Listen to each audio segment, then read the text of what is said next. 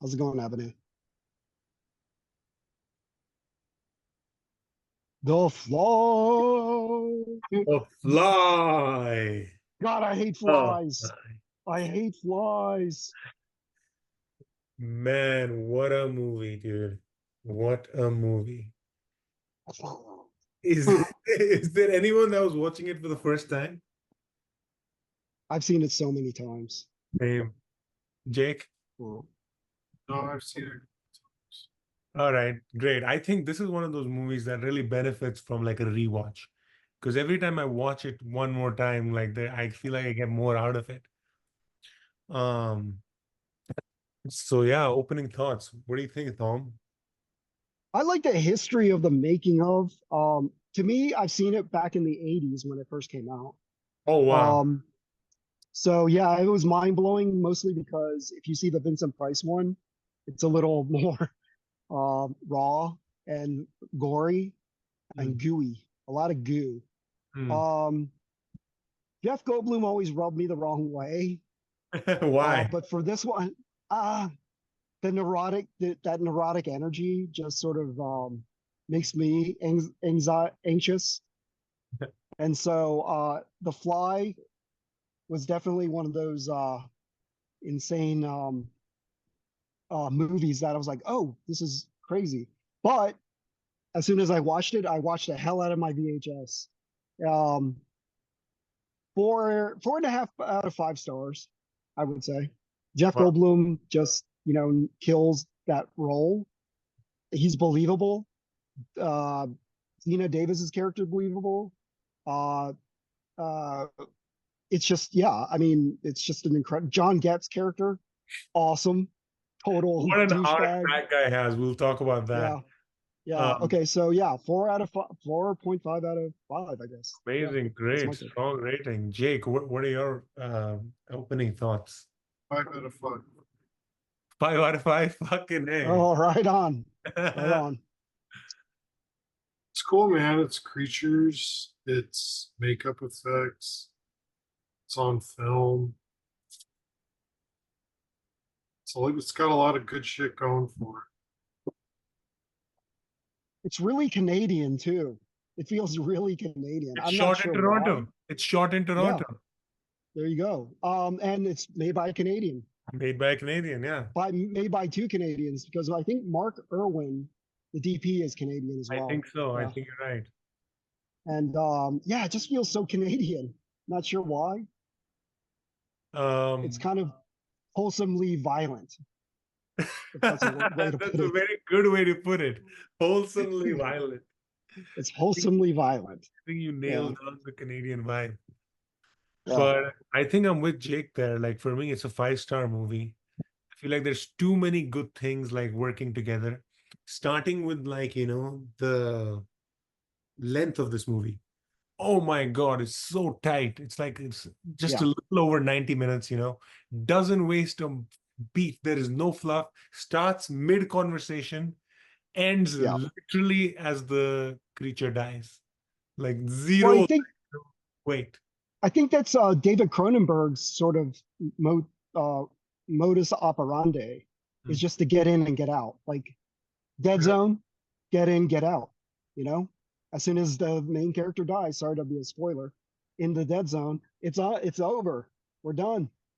I Get in, get love out. I love that aspect of his movies, especially early work, early Cronenberg with body horror. He's very clear, Mhm. like, this is movies, dude. We're here to have fun. I'm going to give you a bunch of entertainment. And when it's done, let's go. Like, Night of the Dead has the same kind of pace. Night Like, of the Living Dead. Yeah, you don't have like any time for like fluff or like pontificating. You give the yeah, audience what they want, you give them the punch, and then let's go. But the beauty of yeah. this movie is it could be so many movies. I remember my first viewing of this movie. We saw it like on TV, so some of the like nude scenes were cut. But I remember like initially it feeling like this could have been like a rom-com. At that time, part of the thing that helps the movie is the chemistry of the two leads. Goldblum Mhm. and Gina Davis were like dating at the time, and you can just tell, man, their chemistry is so good. They look so good on screen together.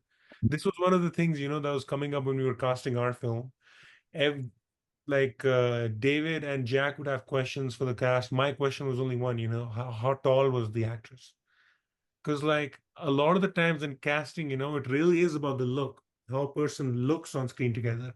A performance is like a director's job to like, coax a good performance out. And they Yeah. do have this thing about them. They're very gangly. They both have like similar kind of hair. They're very tall and they just Yeah. look so good together. So initially you feel like, you're rooting for them. This could almost be a love story.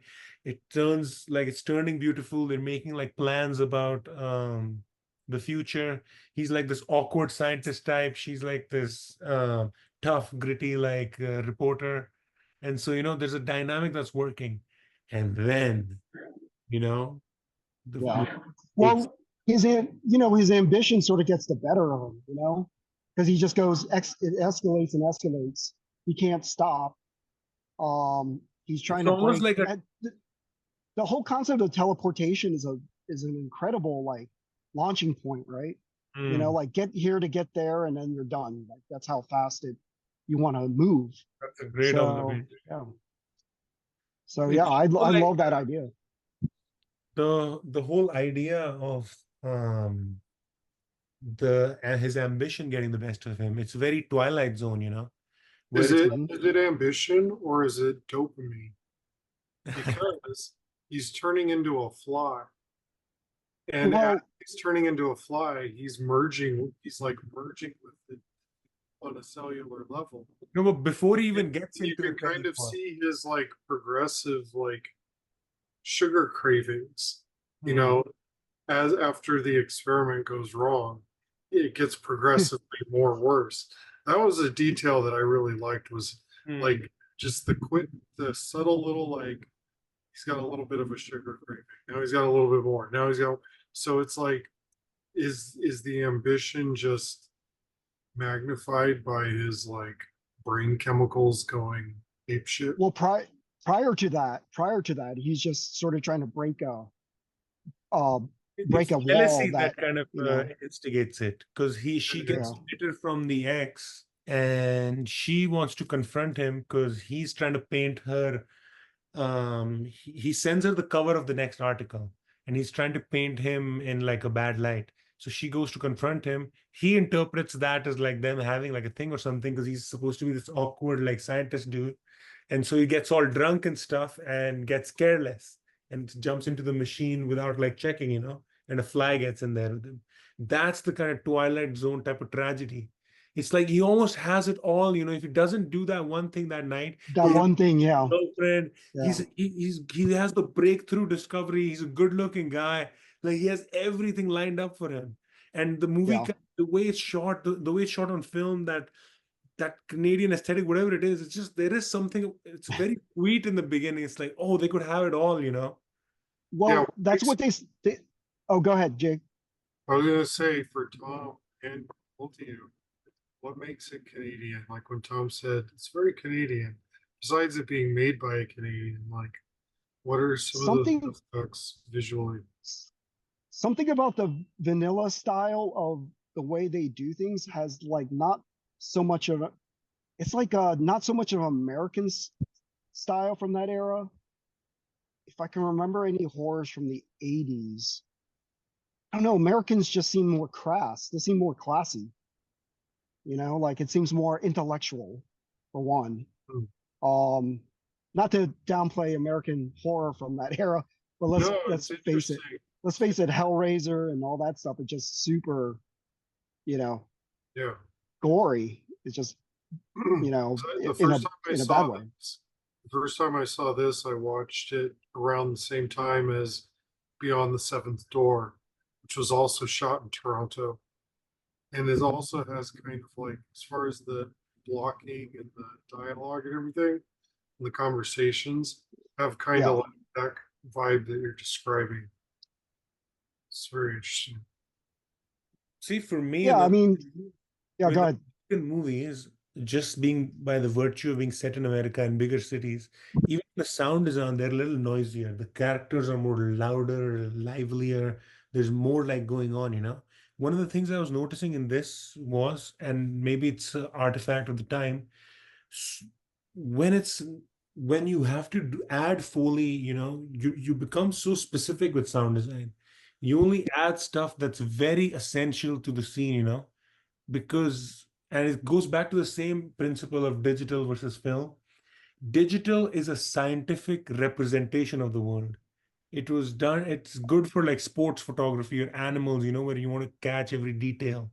And similarly, like with just a shotgun mic like blasting on set, it records almost too many sounds, that Yeah, might give you a technical scientific replication of what was there on that day, but isn't taking the story forward in any way, or isn't even like beneficial to the story. Whereas this, like when the score really rises up and the movie becomes almost like classical in some places, like when he's looking at them from the roof, and like when he finally jumps up like through the hospital window, the like the glass. Yeah, score becomes so classical, like the orchestral score, and it really hits you because like they know the balance of like creating silence and then yeah. uh, Well, the other thing is like the subtext of the entire movie, because I was watching the behind the scenes stuff, right? And the subtext of it is like, say you have a loved one, take the whole fly thing out of it. mm, If you have a loved one who is dying of cancer, mm. that's just as the same sort of concept, right? It just happens to the story is kind of buried in this sci-fi body horror story, which I think sort of sort of feels like the B movie style, but it's elevated in an intellectual way. Mm. I think Cronenberg has a very like intellectual side of him, almost like a medical doctor. He, I feel he like has a background in like it's in yeah, in something, being a medical doctor in the medical sciences. That's why he went yeah. into the body horror like field. He knows a lot about Well, medical procedures. yeah, he's not like a what I would say a traditional filmmaker, but like he's sort of like I don't know, like he's using movies to sort of explore human physicality, maybe. Something about the way his movies, like even in something like Eastern Promises, it has that sort of like gooey feel. I don't know, it's just gooey feel all the time, like It's very existence. tactile. His Yeah, movies feel like they feel like something because I feel like he's obsessed with the human body, and the human body is fascinating. Like every yeah. like the goo, the pus, the sweat, like Well, it oh, makes it so much more visceral. Like, uh, movies and mostly horror, there's so much psychological, that the ideas are horrific.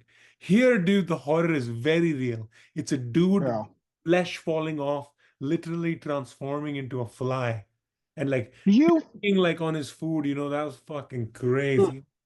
do you feel like this is a horror film? Yeah. I think so. Like, I think do you so. put it under the category? I feel like it's more sci-fi than horror. It's sci-fi horror. Because I'm not really all that afraid, even though it says be afraid, I'll be point out a bold. scene. I'll point out a scene where Okay. Gina Davis is having that dream where she's about to give birth to a maggot baby. Mm, Do you remember that scene? Is that not horror, dude? yeah. That seems very horrific. Well, okay. Well, that you bring up a good point. The difference between horror and terror.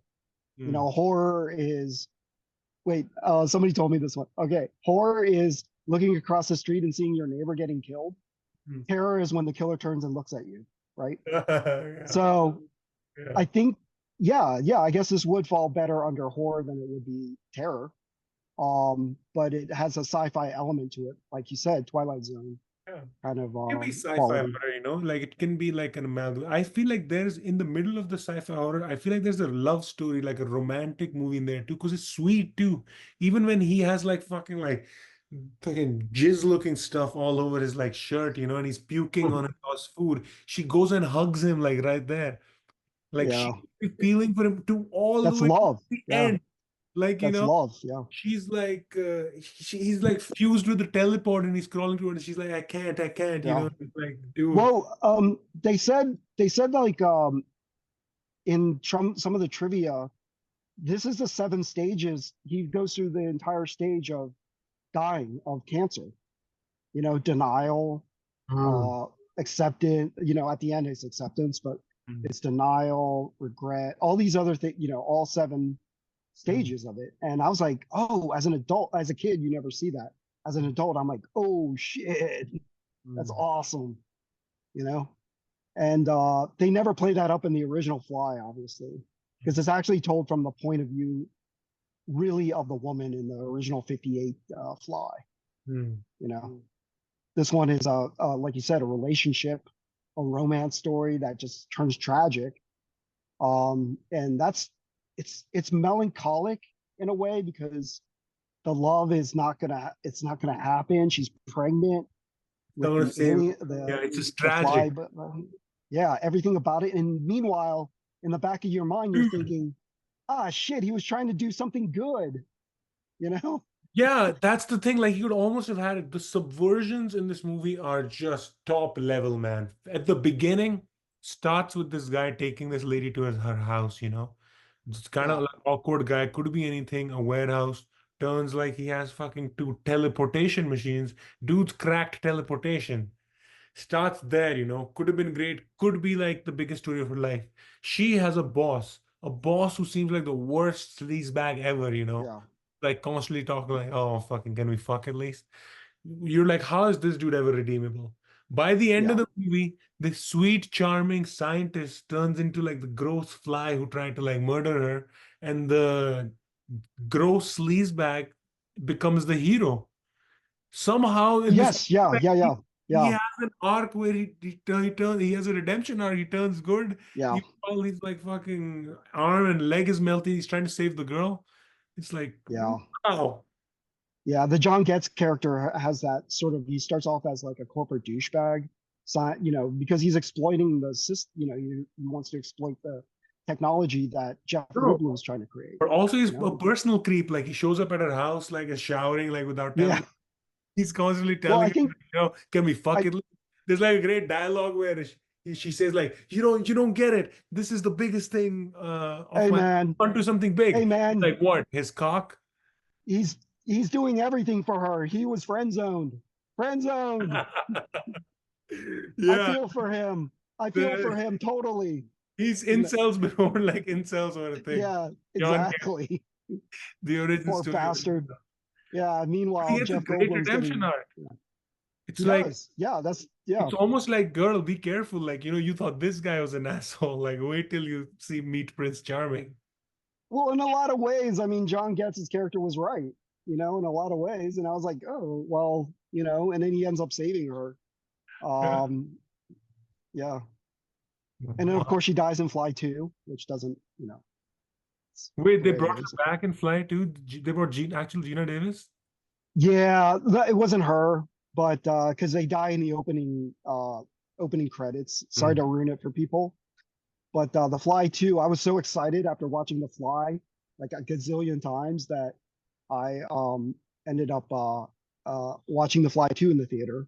And Eric Stoltz, believe it or not, you think, okay, Gina Davis and Jeff Goldblum do not yield Eric Stoltz.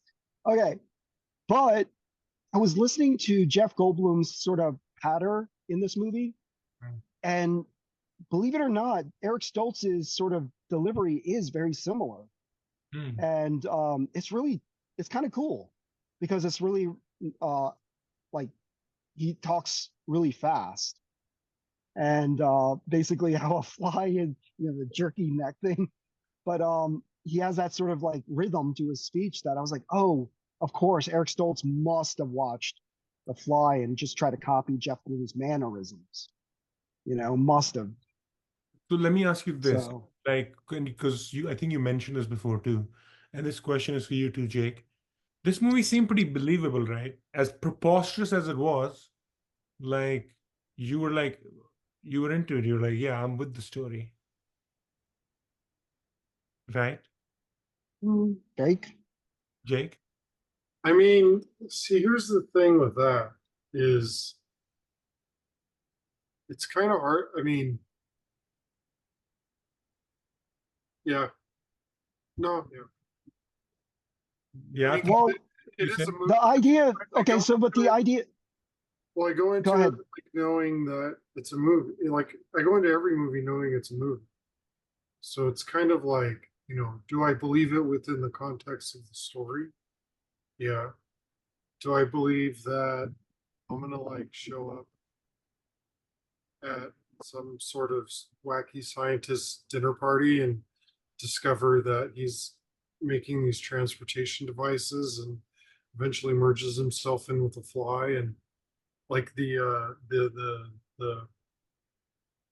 what we saw could exist in this reality. I don't know, maybe. Well, But the but it other thing really is crossed my the other mind. thing the other thing is you want it to exist. You want teleportation to be a Yeah, cool it's thing. fun. Yeah, You want it to be a technically. thing. But So it's just therefore we're kind of into it, right? Like we want it to be that, and then but we never anticipated that a fly would go into the machine and they would merge, their DNA would merge.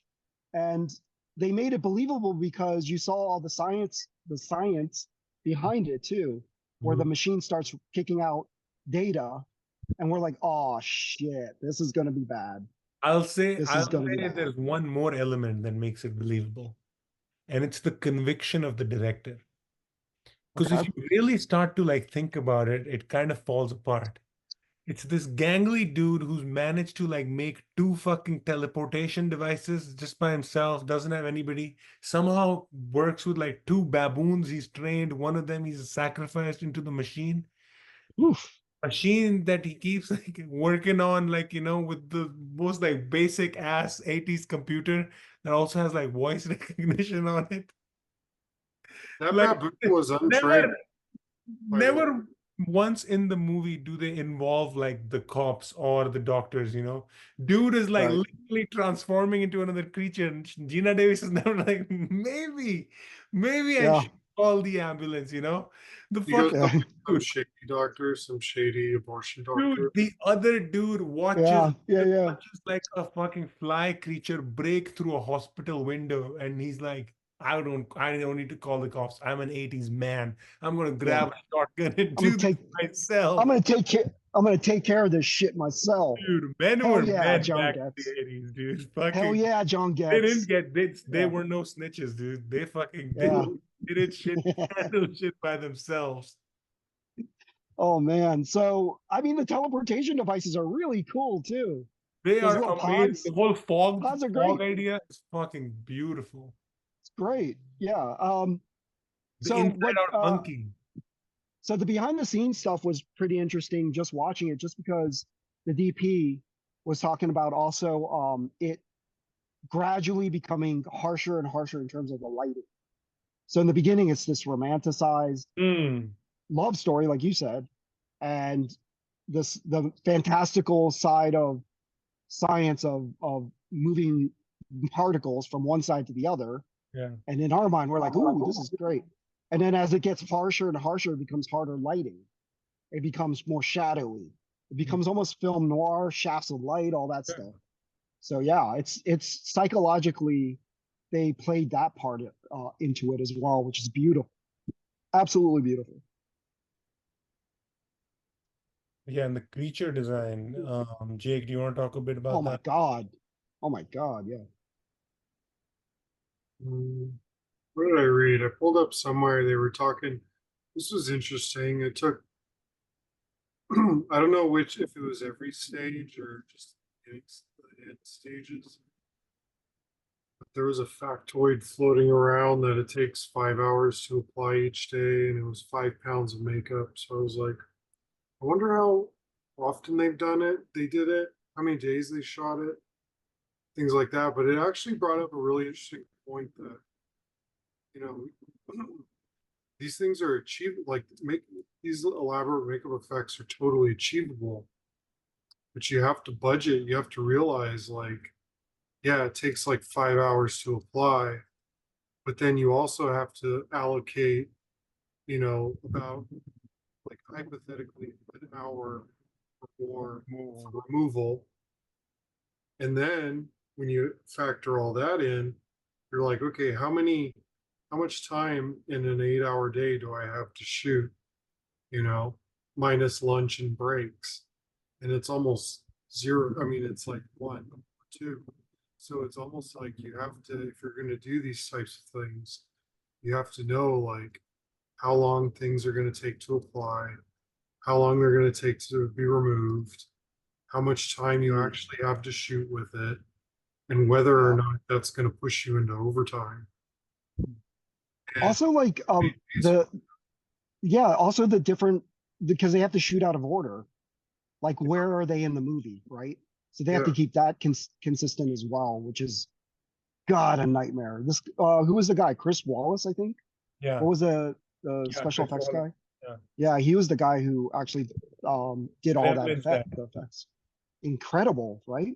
Like that's insane that you have to keep all that together because a monster movie is like, okay, well, make a monster and we're good to go. But they No, have but to do the development of I decaying think into a fly. yeah. no, for sure genius, but I think that's where like genius of the script and the logistics of the film is too. If you think about it, this film is pretty much a play. There's like a few locations, mostly happens like all in his apartment.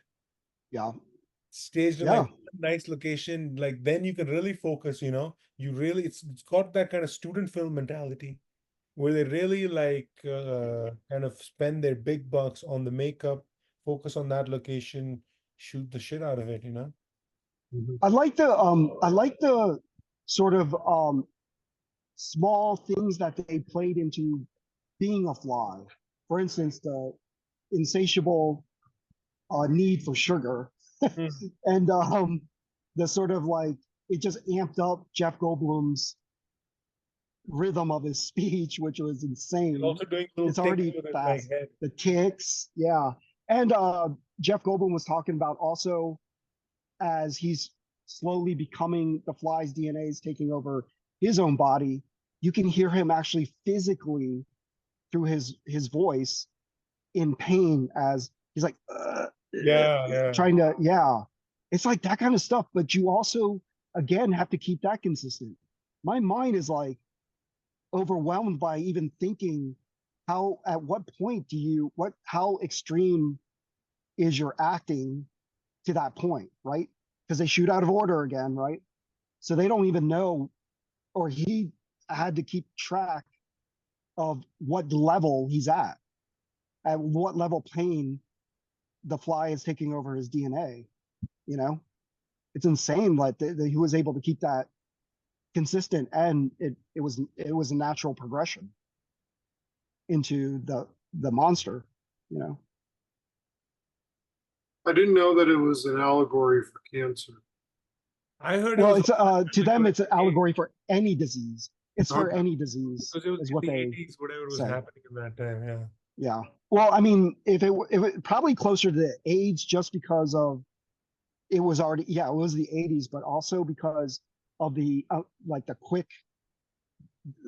faster Yeah. deterioration Yeah. of Mhm. somebody uh, who has AIDS versus somebody who has cancer. Yeah. You know, they weren't necessarily looking for a cure to for changing him back from a fly, I I think guess. it's more AIDS too, because like having someone's baby who has cancer isn't as bad as like having someone's baby who's HIV positive. Oof. Oh yeah, that's now you're going into a the abortion thing back in 1986. Yeah. That's insane just to even bring that up. Dude, You but know, also weird scene. They just go to a doctor in the middle of the night. He's like, gotta shady. get this right now, bro. They're like, Yeah, why? Because yeah, he deformed. yeah, yeah. Jake said it, man. He's sketchy. Jake called it. It's like that He's guy's like, sketchy. I need a sketchy abortion doctor for this Yeah, problem. yeah, yeah. He's Well, like, she don't, the other thing is you don't know what you're gonna pull out. That's the other thing. You don't know what you're gonna pull out. So like the a fake sketchy out was doctor so is not good. gonna Like report it. it got me even this time. Like even though I've seen it so many times, the first time I was like, wait, I forgot she does this happens until it's revealed it's a dream sequence. Because you Hmm. do believe like that could like come out of her, you know, some crazy maggot creature. Yeah. Well, I mean, that was the dream, I guess. Yeah. But Jake, question for you, Jake. So in the behind the scenes stuff, they talked about this. They said in doing prosthetics, we don't want a guy with big ears and a long face, and they casted somebody with the exact thing that they didn't want. So why is that so difficult to have somebody with really big ears and really big features like nose or, big eyes? I mean, he already looks like a I bug. imagine because you're like augmenting the face. So if you have like a compact, rounder face with small features, you can build a lot more onto that and Oh, have okay. kind of proportionally look okay. And there's probably logistically a lot of like effort that needs to be made to like work around his ears. And if you're doing like a facial prosthetic, getting it on the face right, you have to work around larger Yeah, features. There's probably a thing there. man. Again, practical effects, dude. Practical effects. Holy shit. Just when his head just splits open and it's the Dude, fly's head. I would Oh say my even God. smaller stuff like the telepod closing and the little thing Mm, instead of being like a beep bob LED, it's like an actual dial that like turns around, turns. yeah. I'm like, dude, I'm in. This is happening. This teleport Yeah. Yeah. It's so fog believable, there. man. It's so believable. Like I love that sort of in-camera stuff like that. Like they built it to move and to feel heavy. Yeah, Everything has a weight to it, you know. it's Um, grounded, so you can like, it really doesn't. That's what makes it more real too, I guess. As absurd as the story is, as far as photographically it's real. so what was okay, so he had a moment when he put food in the teleporter Yeah, and she and was it like goes into the other, but then she tasted it and she like said it tasted weird, synthetic. Yeah, synthetic, right? Like so it's it's like much like foreshadowing for digital, what's about to happen. Much like digital. much like digital, it's sort of interpreting what the cells should Reality be. is, but Yeah, it's not. Yeah. it's an approximation. Okay. So a computer is figuring out what it should be put back together as once it takes the cells apart, right? So in the case of the first baboon, I believe it got inverted because it didn't realize what was on the outside, what was on the inside, correct? Mhm. Oh, that was brutal, dude. When the hand hits the window, oh shit. We were like, what? We all jumped. Easy. Holy shit, that's ugly. That, So did you know that yeah. baboon wasn't actually trained? It was like a legit wild baboon that they Oh just God. Really? like, Because hugging him and shit in the scenes. yeah, I mean, Well, there was a thing, well, there was a little blurb about it, how it was like, it kind of recognized, it had a trainer, but it wasn't like fully trained. It was just kind of yeah, like a novice or something and kind of running wild. And then Jeff yeah, Goldblum, also being tall and yeah. imposing, eventually was able to befriend it.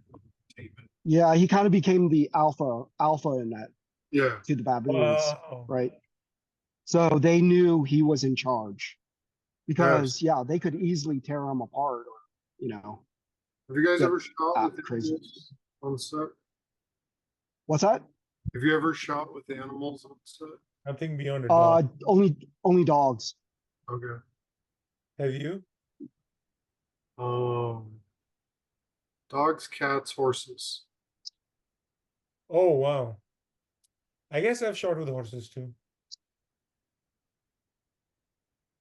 How do you guys feel about okay, so as an animal friend of animals, he tests there was a point when in the original this is actually in the deleted scenes I've heard, and I haven't seen it, but apparently he accidentally fuses a baboon and something else, and then I think a cat, and then I think he beats it to Seconds death. left, just a warning. What's that? You got 60 Oh, seconds. That's- so he beats it to death. How do you get back? They cut it out because they were like, how do you get back from them? How do you? how do you sympathize with a guy who beats an animal to death with a pipe? You know, Mhm. I mean, I would some say from yeah, modern day standards, even like putting a baboon in there, and then doing it twice is pretty fucking gnarly. After that's knowing that the horrible. first time it was turned upside inside out. Yeah, I mean it's horrible. So And also, like, he couldn't do that to a dog, like a baboon. I was thought that choice was pretty bizarre too. well, it's closer. I think he thinks it's closer to human DNA and stuff like that. So yeah, it was thought through in terms of what they were going to do to teleport. The thing is, if the fly, I Um, feel like he, I feel, hmm, yeah, movies. I, I feel like he's going to say that not to get it. But anyway, Hmm. so what I was saying before we were interrupted, it worked. The teleportation machine worked. It along. Okay, if you put that in a hermetically sealed laboratory, it works. Yeah. Except it's in his like grungy 80s warehouse slash apartment. Right. If he didn't do that, it would have been successful. But also, like, the thing is, like, it's secondary that he's this quirky like genius. The primary motive was he was trying to get laid. He meets this girl Right. at a gallery. He's trying to get laid, and he's like, "Let me show you fucking something. These losers don't know stuff." And Right. then gets Let me show jealous you my about the guy etchings. that she's not even completely over, and in lieu of that, like, loses his entire life. That's the like Right. Twilight Zone kind of aspect of it, the tragedy aspect It's of it. tragedy. Yeah. Yeah. He's just nerding out and You're yeah. just thinking with your dick brain, bro. Like you're a scientist and you're still thinking with dick brain. Well, he's a nerd. He's a nerd. Yeah. He wants to get, a hot chick. That's, dude, Gina Davis, man, she's so gorgeous. There's something Man, about her like blue collar, gritty, like beauty.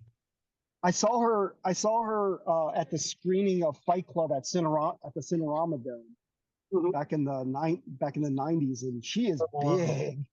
She is big. yeah. Yeah. So yeah, I mean, the movie is just grounded in people like all us nerds really dug the movie for that reason because you know if you did something cool with science, you can get a hot chick.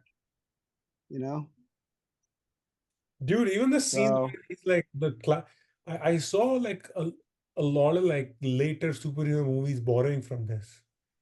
It's like when he starts to like feel good, he comes out of the teleport and he does the whole like, look at me, my powers routine. That's oh been yeah, yeah, like superhero movies like Spider-Man and since like so many times. yeah. And I feel like the way it was done was so genius. Like no extra effects, no like, buff dude on steroids. It's just Jeff Goldblum doing like a crazy acrobatic routine. And even that looks insane, and there's like a stunt man mixed in there. Because when he does like do the Well, jump from the thing, he turns like 2 feet smaller suddenly and in a bad well, way. again, not to get into this sort of like America versus Canada. Canadian movies, but if you think about yeah, you're right. If it was a superhero movie and it was made in America, he Dude, if it was probably would made have in been America, he would have rippling biceps that would tear the shirt. well. Well, you'd show him doing good deeds, but in this movie, he's out there arm wrestling with. Dude, he breaks his fucking like He breaks that guy's major wrists. like fucking Yeah, breaks his like big bone. yeah. I mean, in an American movie, he'd be out there just stopping robberies, and you'd be like, "Oh, well, he's a good dude," you know, and Mhm. maybe show him slowly become a villain. But in this case, he's just a villain. He got all these powers now, and he's just like, kind of grabbing Dude, but chicks what about that now. girl though? She's like, oh yeah, I just saw my boyfriend's arm get Oh, broken. the hooker. Oh Another yeah. bar before we Oh go to yeah. you Well, seem like a good dude. that's a lesson to be learned there. You know, Jeff These Goldblum will role-playing steal your lawyers woman. Well, Jeff Goldblum will steal your girl. and break your arm while he's at it. Oh yeah, just to shame you. when it, Wow. absolute power corrupts. Absolutely. Yeah. Crazy. So, if, Fly Man, like it's not Spider Man, it's Fly Man, Hi, man, dude. you know? Yeah. You need like Fly Man. He don't take shit, you know? Even the Like dialogues are like, I you are right about like the movie does take these like intellectual flourishes. Like there's this whole dialogue where he says like, I was just a dream. I dreamt I'm an insect that dreamt he was a man, and now the dream is over, and the insect. yeah, Wow, I'm like, yeah. what? Yeah, that guy read it. Dude, That guy read a book, you yeah. know? He read some philosophies, It's like, and shit. it's like, Yeah. what a weird mix. It's like if the gremlin suddenly turned like, Yeah, fucking, philosophical. Yeah. yeah, He became Sacher. yeah, Something. Like, yeah, yeah. yeah, Like who puts that in a body horror film, right? Except yeah. Yeah. Cronenberg, you Grown. know? Well, his questions are like even in the Dead Zone, and I only bring that up because I saw it recently. But in the Dead Zone is similar to that too. I mean, it's a Stephen King book, but Mm, at the same time, it's like basically if you had the chance to stop Hitler, would you do it? You mm. know, it's the bigger picture. So in this case, it's like, um, if you were able to create teleportation and you know, would is it really a good thing? And they never fully tested the machine to make sure that it didn't have any bugs in it. See, I feel like the I'm genius. I'm waiting I'm waiting for the laughter. Okay, never mind. That's stupid. All right, dad Wait, joke. Dad joke. All Um, right. I think the genius of this movie is that all these things, the sci-fi, the body horror, Mm, the 80s elements, they're just like accoutrements, The real dish is the story that's old as time, that's most connectable and universal. It's about falling in love and getting hurt and being jealous. And it's a relationship drama, really. It's a relationship drama with like the stylings of like a, because it's not really about teleportation, and it's not really so much about the like the grotesqueness. Like they have this quiver in their bow, or this bow in their quiver, which is like amazing SFX.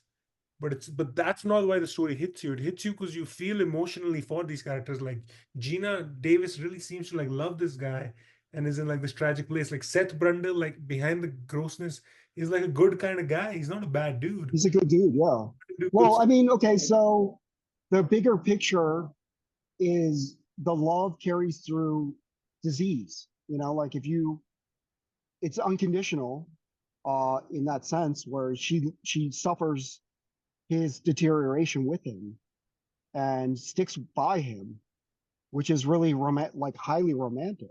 Mm. Like a fly's life is a day, right? So we're basically spending much more of it, like pretty much a day with his entire life in one, in a short period of time, because it's going to end bad, and it's sad in that sense that death will eventually take your loved ones away from you, and disease is going to be the thing that does it, you know. Um, and so that yeah, that's a deeper um life idea than should be in a movie like this, because this is a B movie. This is Yeah. a B level movie, right? And it should not have that Well, I feel like B level sensibility in it. movie with A level like people, like the director is A level and the actors are A level, and so it Mm, elevates the material into like something else. Because their 100%. performance is like when you see Gina Davis, like she really is like feeling like tortured by like the what's happening to her. Like Jeff Goldblum, even inside like all the makeup, like feels like so sympathetic with that character.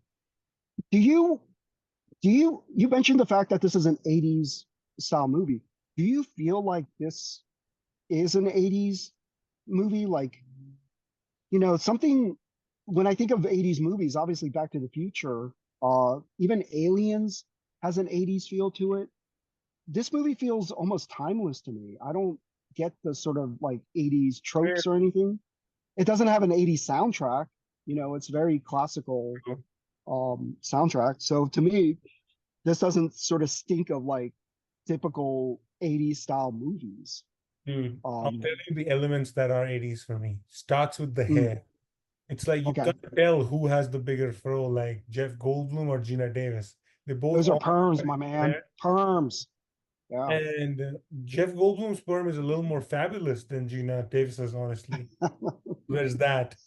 The set Yeah. design, for some reason, it's so like grimy, like 80s for some reason, The fog, the Well, materials, the lighting is definitely theatrical because, night is blue.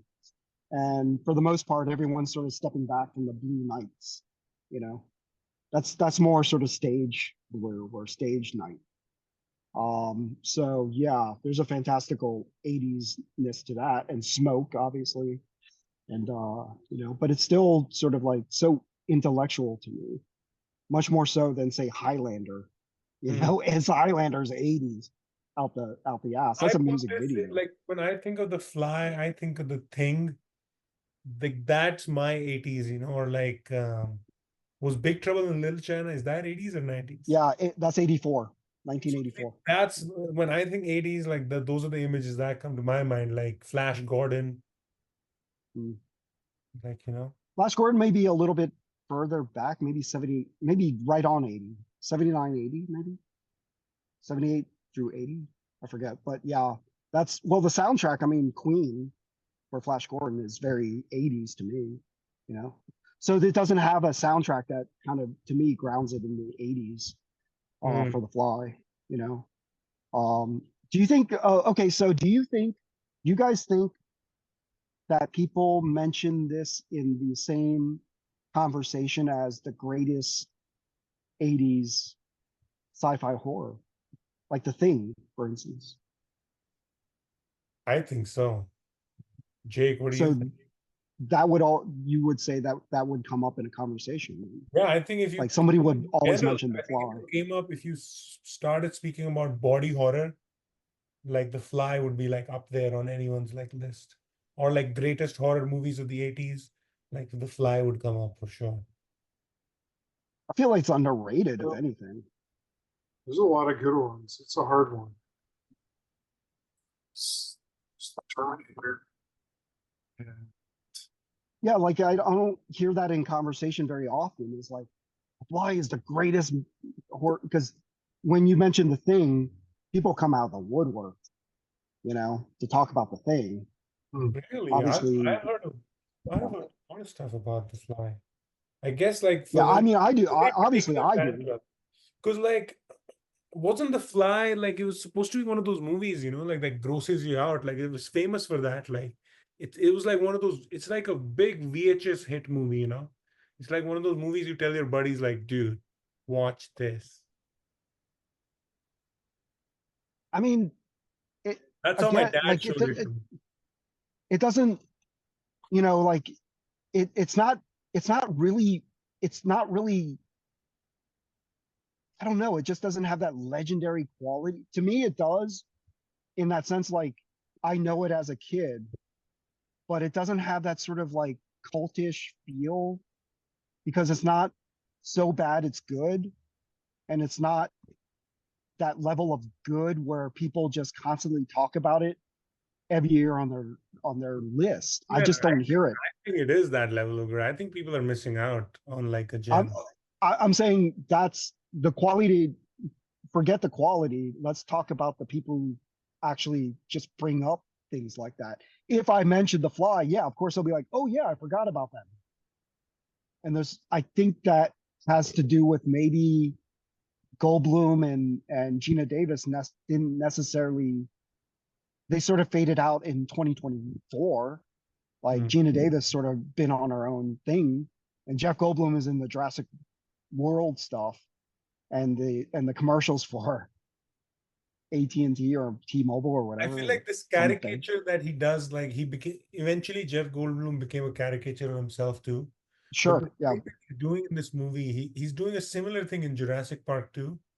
But Hmm. like it really works for him, for this character here. And there too, he's playing a scientist.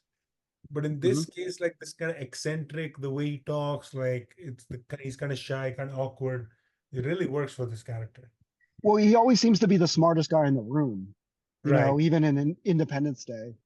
It's like, in terms of Jurassic Park, he has all the great lines. Like, nobody ever thought to ask if they should, that kind of stuff, Hmm. which is like, you know, typical Goldblum sort of dialogue.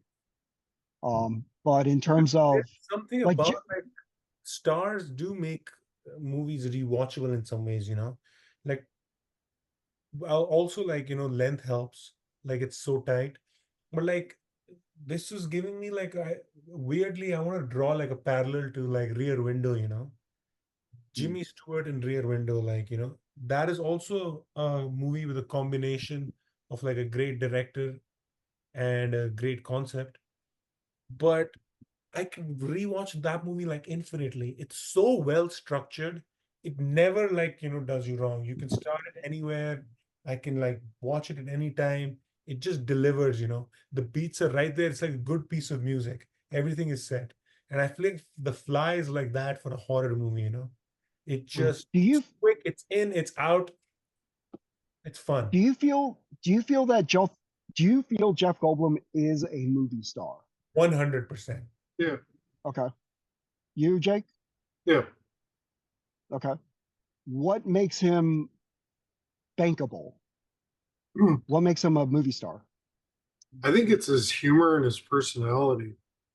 I Okay. think people just as an actor, Hmm. characters he plays, people are attracted to them because of his personality and his joke. And he spits some good jokes. He's got some good deliveries, you Okay. know, and Okay. he makes money. And so it's like what Abney said is there's a thing about the rewatchability star Right. star. Yeah, I So just that wonder about I wonder about that. Like, leading men, for instance. Or a movie star, You like what know, makes a movie star? Like, and the Tom biggest example Cruise. of this, the biggest example, Tom Cruise. I'm so glad you brought him up. Tom Cruise and Humphrey Bogart are great examples of what an elusive mystery a movie star is. Because if you really like take these guys away and look at them, you would be stupefied. Tom Cruise is a tiny little mouse looking dude. Hmm. And Humphrey Bogart has the face of like a shoe, you know. And He's a yet basset hound. Basset Yeah. Hound, dude. Literally a Basset Hound. And yet, both these men, when they come on screen, have such insane, like, raw charisma. Like, you would be stupid to not be, like, gobsmacked. Yeah.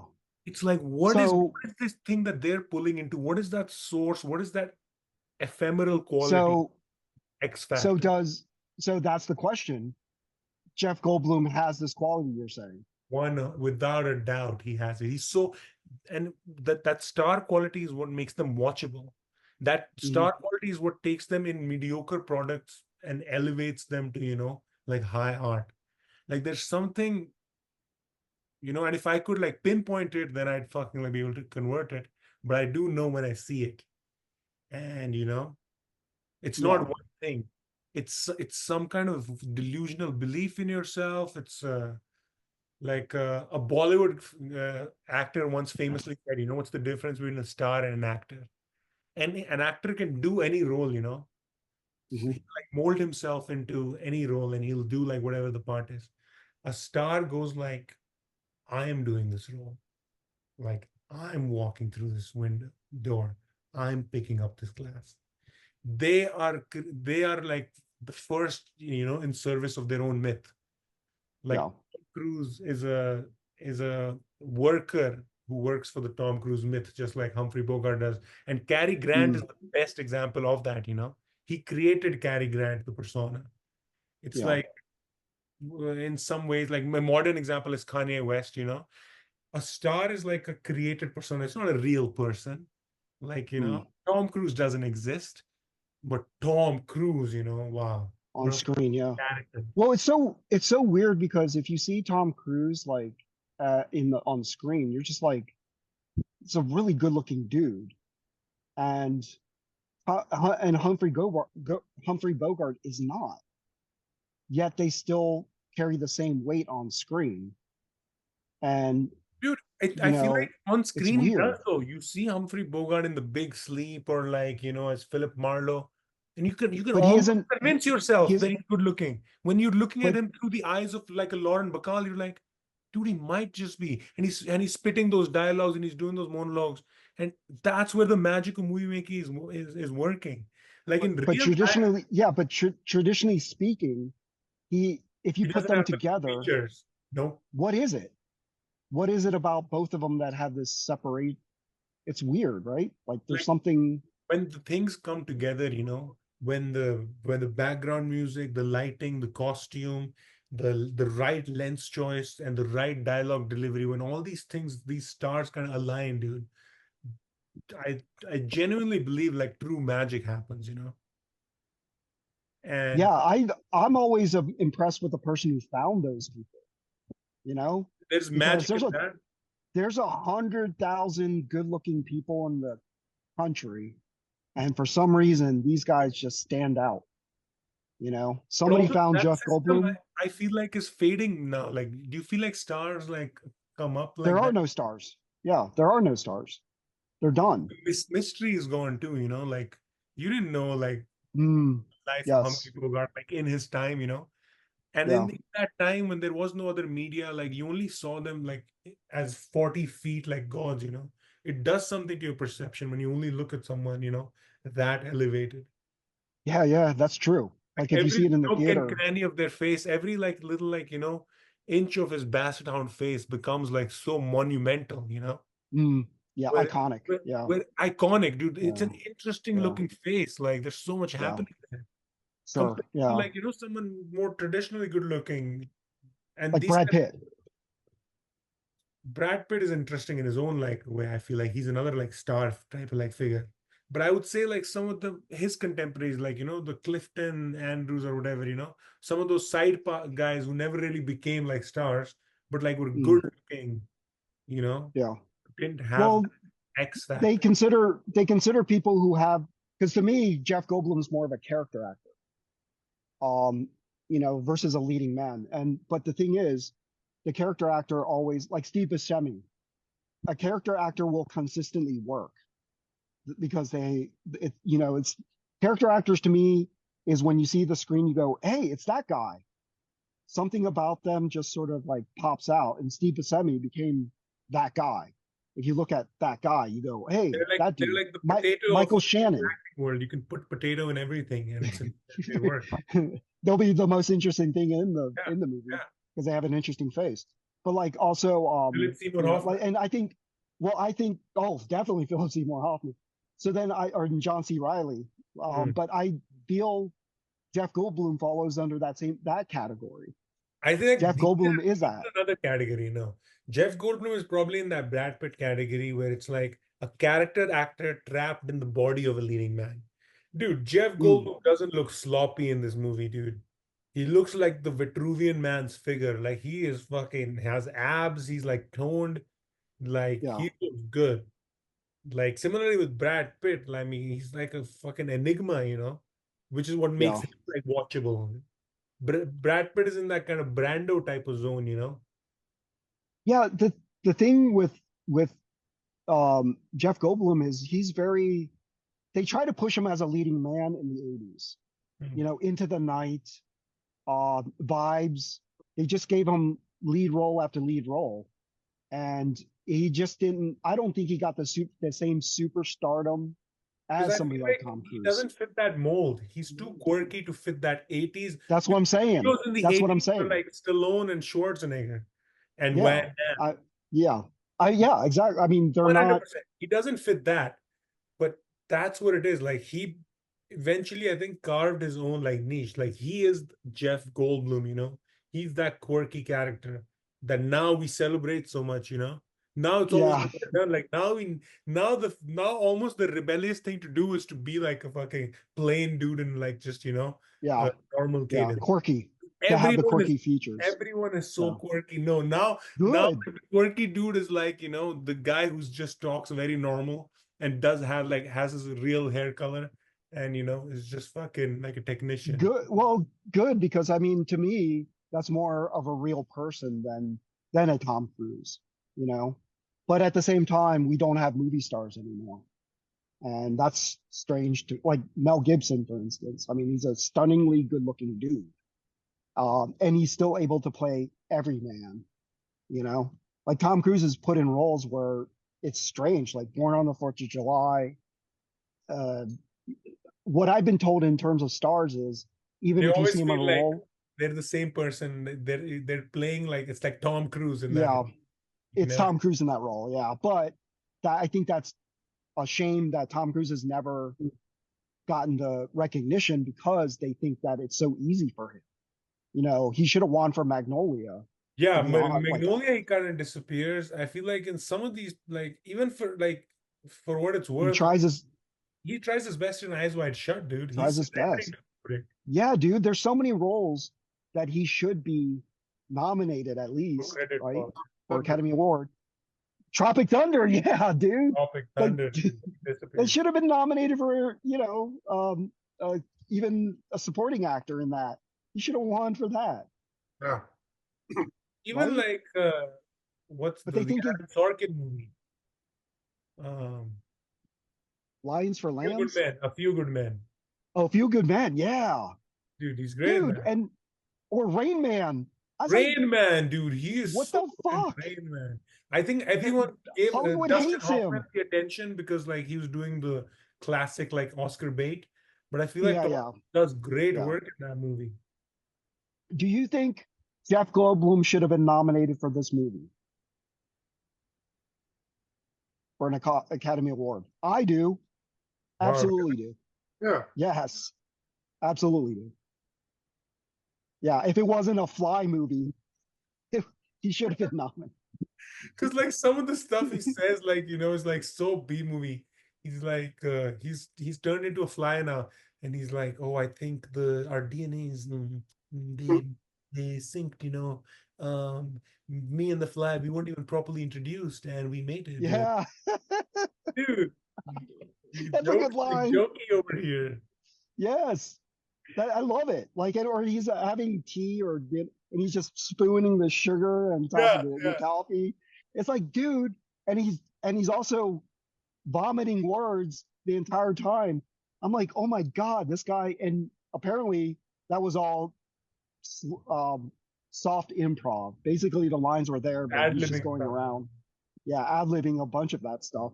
So I'm like, oh my god, this is brilliant. He should have at least been nominated for Academy I Award. feel like That's that's my what take. his best quality is. I feel like every actor finds this new little like niche, and Jeff Goldblum's thing is like making stuff sound like it's just coming to him. Yeah, He's just 100%. finding the words. Yeah, It's like a weird yeah. like It's a he's good way to almost put so it. eccentric. He's like Christopher Walken. Well, he points out the absurdity of what's going on too.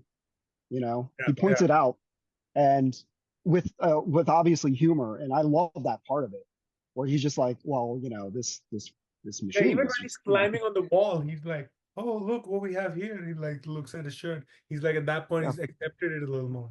I wonder if yeah, that's why he's successful in our eyes as an actor, is that he's kind of us in the world, pointing out like like, we're drawing, we're Hmm. the ones asking the questions he would ask for us. yeah. Like Yeah, he's asking for us. He's like talking shit for us. yeah, yeah. Absolutely. He's a Yeah, good anchor to like view the story through. Like we can like yeah, exactly. Like I like his idea to point out all the silliness of the situation, that's going on, especially in Jurassic Park. I mean, that's all he's doing the entire movie is pointing out the absurdity of what's going on, you know. And I feel I'm like all for it. the good balance of that is like pointing it out, but then like being sincere about it. The bad balance is like which our movies have gotten now, modern movies, where it's like everything is too self-aware. All you're Mm, doing is like pointing shit out. It's like, well, fucking do something too. true. Yeah. You gotta, you Yeah. gotta like, All the Marvel movies do yeah, that. They're The all too much meta funny. jokes. Yeah, it's like, dude, Yeah, you gotta do something too. It can't just be all like wink, wink. yeah. But yeah, The Fly, man, super down. Cool. Good stuff. Like I 100%. I really love the 80s sort of in camera effects, gore, using things like when they're melting the guy's foot and he vomits on it and stuff like that. That kind of stuff is always like fun. That's fun stuff. So, and obviously the handbraking thing, it just all looks so physical. Everything has a weight to it. And I love that part of 80s style of filmmaking, which we miss obviously in doing a lot of CG stuff. CG saves time, I get it, but it just doesn't have that feel that it needs to have. And that's just, why I'm so disappointed with today's physical effects or visual effects even. Even like Romulus, I'm like, dude, that looks so fake. Like, even if they did it in camera, I'm like, it's kind of lame. They had You some good know, practical effects in there. I mean, There's at a certain point, the yeah, I just couldn't tell where the physical effects actually were because they engineering were so like, you knowledge. know, like I get the face hugging thing and whatever, but come on, you look at original Alien, they have a string on the What? tail and pulling No, it. man. You know what the problem is? Is they're So, shooting it digital. hell 100%. yeah, Because you got it. if you shoot practical effects on film, Yeah, that's the thing. They look a little more Practical realer on effects film. digitally, 100%. that's the thing. If you shoot digital and load it up with CG and visual effects, that's the thing. Like there's stages of these types. You could see the seams. And yeah. this movie brought up something like where the hybridization started working really well, I think was like Jurassic Park and The Hmm. Abyss and Terminator 2 and things like that, where it augments the physical and it improves it. It's not like completely replacing it and turning it into a cartoon. And I think Yeah, we see that and we understand that when it's happening. yeah, No, yeah. it's all Yeah. Again, it's a feeling that you can just tell if something is, just too fake, and Something has been and you, photographed versus something has been represented in ones and zeros. And in the end, like people do forget that essential aspect of it. This is like photography, just 24 frames per second. yeah. yeah, There's also like shooting a character or someone like against blue screen, for instance, and keying it out using modern tools. It when you do it with film, it kind of like makes more of the edge looks more of like a mosaic, kind of like like with different levels of opacity along the grain lines versus like a digital shot where it's just like a clean, super mm, clean edge. And yeah, there's no blending between the background and the foreground. And mm, I think with makeup effects and stuff too, it's like you see those details more digitally, but then film just kind of gives you that sort of like yeah. You're soft talking about at that point, you're talking about depth. yeah. Depth is weird because lighting film has a sort of what they call a roll off, a smooth roll off versus digital as a clean edge. And it's a little bit too sharp is what that comes out to be, I Do think. you think that's because of like the volume and the texture of the silver? Like the Uh, volume of the yeah, absolutely. and the negative, but then like Yeah, just the variations of texture and shit. yeah. I mean, there's an actual like, I mean, grain is physical, versus an interpolation of what a pixel should look like. I think that just the sort of blending that you're talking about is a slow gradation of the color space and the depth of that color space. The color rendition is a little bit more accurate to how our eyes would see because we ourselves are organic and human, versus what a computer would tell us what the color would look like, but they don't understand a slow gradation of tone, let's Mm. say, a fade, a little fade. They just know that that's an edge and there's a color. There's a way to get around that. I haven't necessarily heard a convincing argument for it, but that's why the depth too. And also like the optics. Optics on film play different than optics on digital. Mm. When you see a fake world behind people who are just standing there in digital world, it just looks like they're so removed from it. It's like you're shooting them with a 200 millimeter to 1,000 millimeter lens, and they're just like the background's so soft immediately. It should not look soft immediately.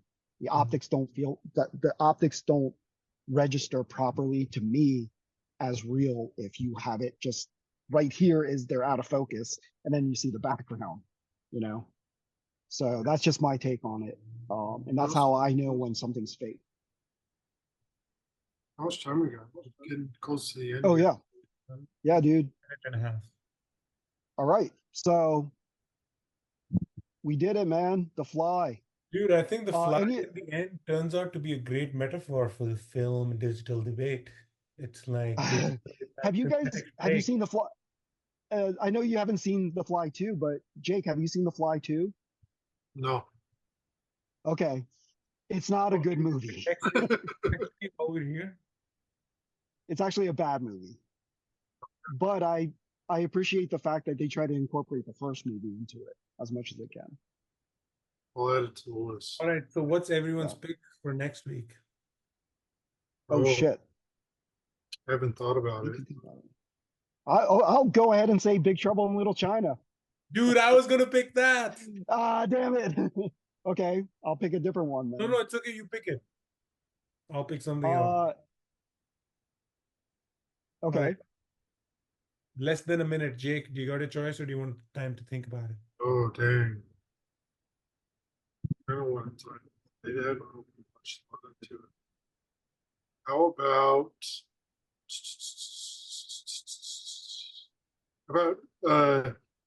um